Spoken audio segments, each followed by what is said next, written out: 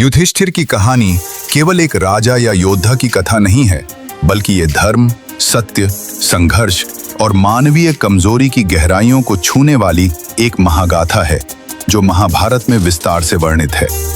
हस्तिनापुर की भव्य नगरी में जब कुंती ने अपने प्रथम पुत्र को जन्म दिया, तब किसी ने नहीं सोचा था कि यह बालक आगे चलकर धर्म का जीवंत प्रतीक बन जाएगा।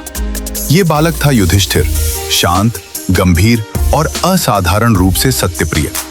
कहा जाता है कि उनके जन्म का संबंध यमराज से था, जो न्याय और धर्म के देवता हैं, और शायद यही कारण था कि युधिष्ठिर के स्वभाव में जन्म से ही धर्म की छाया थी।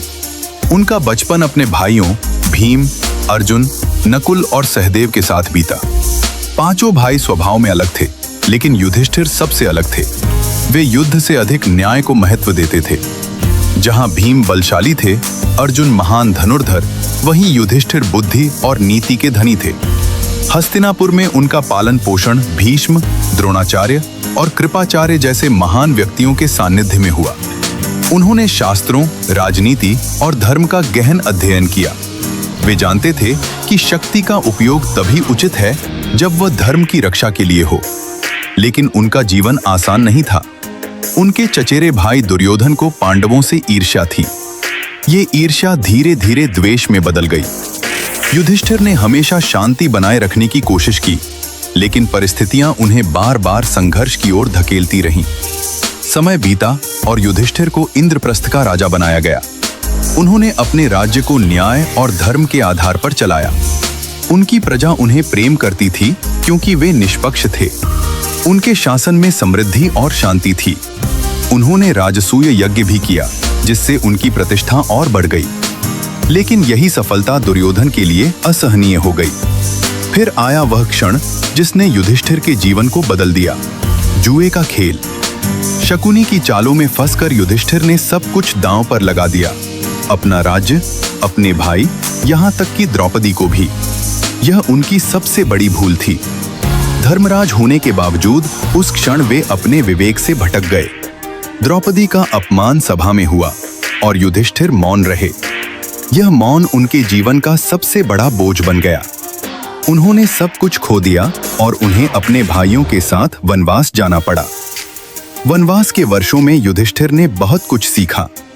उन्होंने ऋषियों से ज्ञान प्राप्त किया, अपने भीतर झांका और अपने निर्णयों पर विचार किया।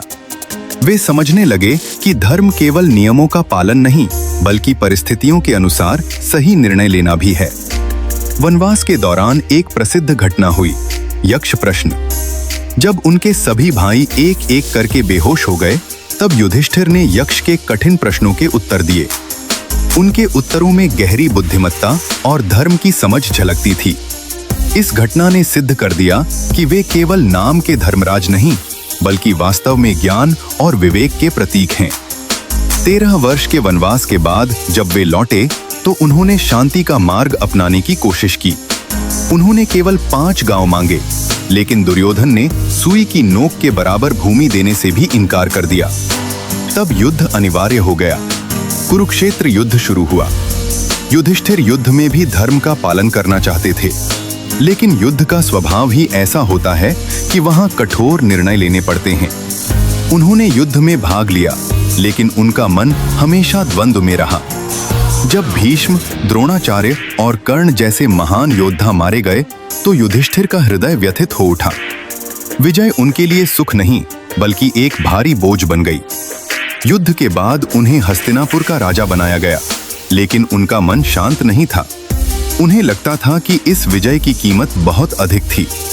उन्होंने कृष्ण और अन्य ऋषियों से मार्गदर्शन लिया।